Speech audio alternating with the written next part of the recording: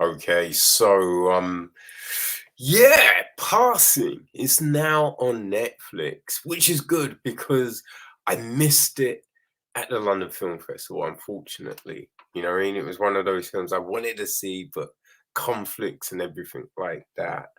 Um, but yeah, it is the directorial debut of Rebecca Hall, who um wrote this adaptation, right? Because it is based on the oh gosh, 1929, right?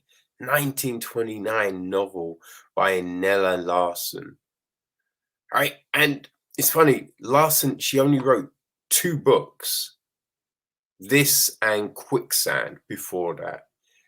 Some short stories, but that was kind of it. But they were two books that really did have an impact. Probably more, I think maybe more after her death, you know what I mean, than when she was around. Although I think she did get recognition for them. But yeah, so Hall has adapted this. Supposedly, I think it took her 10 years um to be able to get it to the screen, which is, it's impressive perseverance, right? So she also produced it along with Margaret Hand, Forrest Whitaker, and Nina Yang Binogovi. Binogovi. Whew. Um, Cinematography is Eduard Gura. It's edited by Sabine Hoffman. Music is Devonte Hines. And our cast, which is super impressive. Super impressive cast, man. We have got Tessa Thompson as Irene Redfield, even.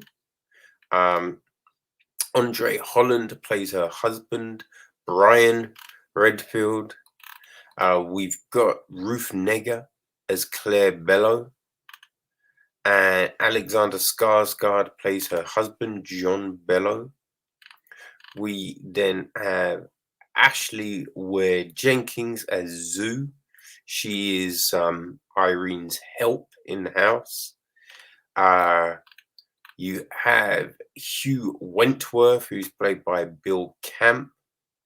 Dave Freeland, who's played by Jibenega Ikawambi. And Felice, played by Antoinette Crowe-Legacy. So yeah, that's probably the main cast right there. So the gist of the piece, well, Passing follows the unexpected reunion of two high school friends whose renewed acquaintance ignites a mutual obsession that threatens both their carefully constructed realities.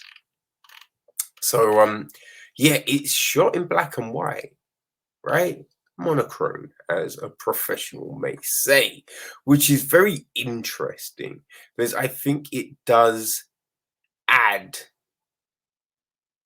that little something to the film, right? And also, I think it makes the idea easier. I think it makes the idea easier, and also because I don't know, people.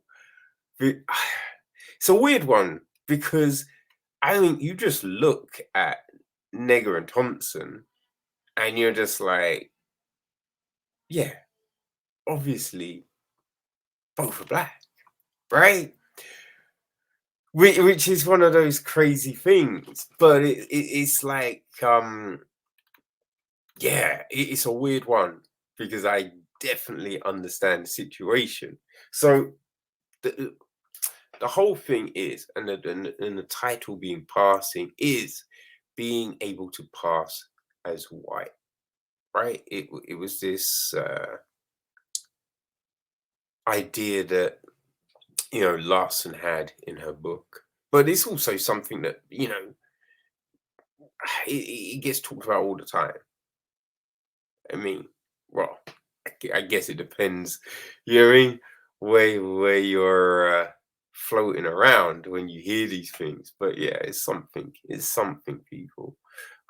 So, you know, both Claire and Irene are from mixed families.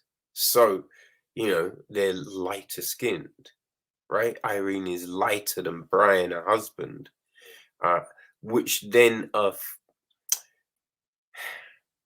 say affords the ability, right? Which is a fucked up thing. But it's like, when you think about the time, right? Segregation was still a thing, just all of that, right? When this film was made. Well, when this film was based on, the time it was based on, because obviously it was made now, Uh, but yeah, so you had all of those things, right? Lynchings, the Klan, just wasn't good, right? It wasn't good. Although, it is a funny thing because at least it was out in the open, right? Nowadays, a lot of the shit we put up with, it's all secret. You know what I mean? People hide behind papers and, just bullshit to help, keep people out and shit like that. But yeah, so I think Claire is probably lighter than Irene, right? And so Claire, she married a wealthy white dude, and Irene, she married a black doctor and lives currently in Harlem. So the film starts off, and it's a sweltering hot day. We see someone faint. Um, Irene, she jumps into a cab and she's like, "Oh, take me to the Dorchester Hotel." So she goes there, which, if she was darker, she probably ain't going there. You know what I mean? But yeah, she's there and she sees someone, right? And you don't know the full recognition or not, right? But Irene stops her and they talk, and she's like, I know you, right? And then, Claire's like, "Ah, yeah, I recognize your laugh," right? So they start talking, and, Claire fills her in, right? So there's, I think it makes sense when you think of Claire's situation, how she grew up. Does make sense. You know what I mean? Her dad died, so she goes to live with her aunts, and yeah, her aunts are white, right? So she's in that environment. So then, obviously, this wealthy white dude, he sees her, and he's not gonna think anything else because he sees her with, you know, white people. So he's gonna think, oh yeah, obviously. So yeah, she marries John. But Irene, she married Andre, like Brian even. And we start to then, these two people like talking, and there's a hesitance, right? But then you see there's a curiosity about each other's lives and how, you know, how they've evolved, how they've, acclimatized to their situations, as it were, right? So we have that. We often see Irene's, family life, right? And you can then see the it's not I wouldn't say struggle, but there's a difference in opinion at home, right? With with her husband, because the way they think of raising their children. They got two children, and Brian, he's raising them with the you know with the notion of what the world really is, right? He wants them to know it's not good, right? People get lynched, shit happens, you have to be prepared for this. And Irene wants to shelter him from that, right? Now, one of the first thing we hear about her wanting to sheltering is about sex education, right? That's the first thing, which I do think I feel that's a good way to kind of get into all of that, right? Because it just shows it's not just this thing. I mean, it's not just a racial element.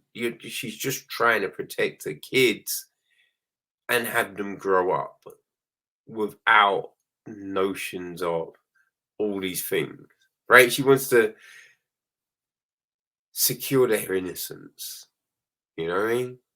Which you understand, you can get, because when do you tell your kid, hey, when you're out in the world, someone might shout, yeah, the N word at you, right? So there's all of this. It's like, but on the flip, you gotta let them know, right? You gotta let them know, because the first time you hear it, people, it's not a good thing. You know what I mean? So there is this, right? There is this kind of situation at home. And you can see, like, there's a moment that shows that I think Irene kind of sometimes gets in her head, like they're dressing and she kind of shoos Brian away. And then she's just like, you know what? I'm sorry. I'm sorry. I do love you. Right. So you kind of feel like there's an anxiety, you know what I mean? There. Right. You might feel that maybe she's not showing enough emotion and she's too on edge all the time and this kind of thing. So we have this. And then Claire comes in. Right. Claire comes in. Her kids love Claire. You know, Brian has his doubts at first, but that changes.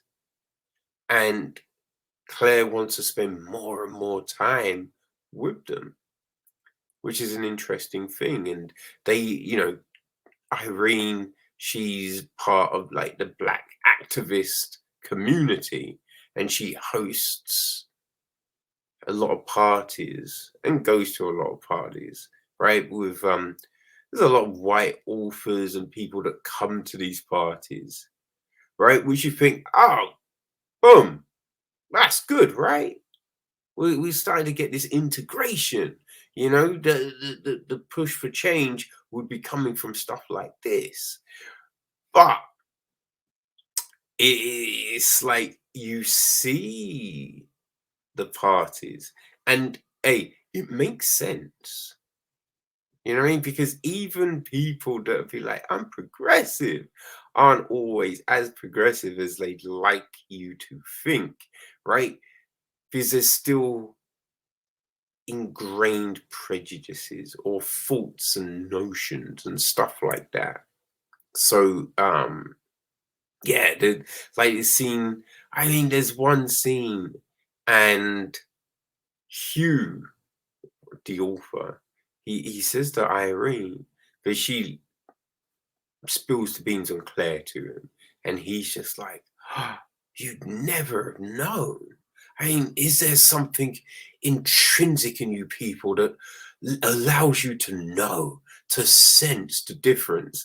And you're just like, yo, son, what the fuck? You know what I mean? What are you saying? Right? When it's facial features, man, like you can tell from facial features and just things like that. You know, it's the thing that always does surprise me because, yeah, it's just like I feel it's an obvious thing. I mean, you can even tell, right? African and Caribbean, right? I mean, that's an easy thing to tell, you know, or other parts of the world, right? But yeah, you know, we see all of these things and they are handled extremely well. You know, it all comes across. You do believe in these situations, and yeah, a lot of them are like you can feel the uncomfortableness of the interaction. You know, it's like Hugh said that to Irene and all of this. And so it's like this weirdness that's going on. And you see this kind of struggle Irene is going through, right? Does she want Claire to come into her life?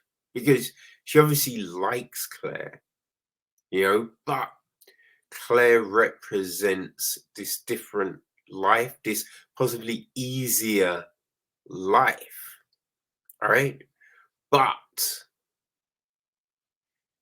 the sacrifices Claire has to make, you know, like there's a conversation with them all, Claire, Irene, and John in uh Claire and John's hotel room. And I mean, it's not good, right? John comes out as a fully fledged racist motherfucker. But it's all, and the great thing about the conversation, because it's all said like an you know, just a natural side, like, well, you know, because he feels comfortable. He thinks he's talking to another white woman, and so he's just like, yeah, boom, boom, boom. Oh, her nickname is Nig, and you're just like, Jesus Christ, Jesus Christ. So Claire has to go through her daily life with her husband calling her Nick, right? Thinking it's a little joke, right? And you're just like, shit. But there's all of this. There's all of this happening. So, you know, it's just like, is Claire leaving a better life? Or is Irene leaving the better life? It's all there. But, you know, as Claire integrates herself more and more into Irene's world, you can see that Irene is, I mean, she's feeling left out, outshone, you know, what I mean, neglected, right? From her kids, from her husband, friends. But then she's very defensive, you know, when people say certain shit, right? And so it's interesting as hell, man. This film is just really just gets fucking inside you, right? Gets inside you because I think, as I said, look, doing this in black and white, I think this was, you know, masterful, masterful. It was a great choice, but right, you need the performances. You need the performances. Without those, this film doesn't have the same impact, right? It's all about nuance. It's all about the conversation, the subtleties, the movements, everything like that. And it's all done with aplomb, baby. It's all done with aplomb. Everyone are tremendous, tremendous performances. As we get these little looks, you know, Zoo when she's, you know, helping out in the house and people, you know, Claire and Irene are saying things, and you get a quick little glance from Zoo and just stuff like that. And it's just like, yo, okay, okay, right, right. For the end, fuck, the end of this motherfucking film, right? It's funny because this week there's two films with these endings that really just, yeah, hit you in different ways. And this one, I'm I'm watching, I'm gripped, but the ending just had me like, yeah, I'm just sitting there, just like, wait, what the fuck just happened? What the fuck just happened? No, no. And what's worst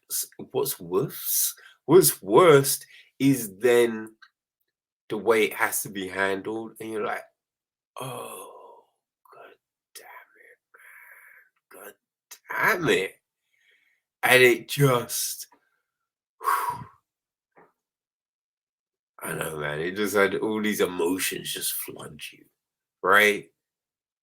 Now, maybe not everyone, but there's definitely some memories of shit that just hit you, and you're just like, yo,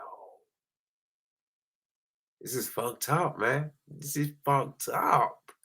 But yeah, you do kind of think, how else was this gonna end? I mean, obviously, you're hoping it wasn't gonna end like that, but it wasn't gonna end nicely. Right? Wasn't gonna get end nicely, especially after a certain incident that happens. So yeah. Whew, I'm very glad I did get to see this film.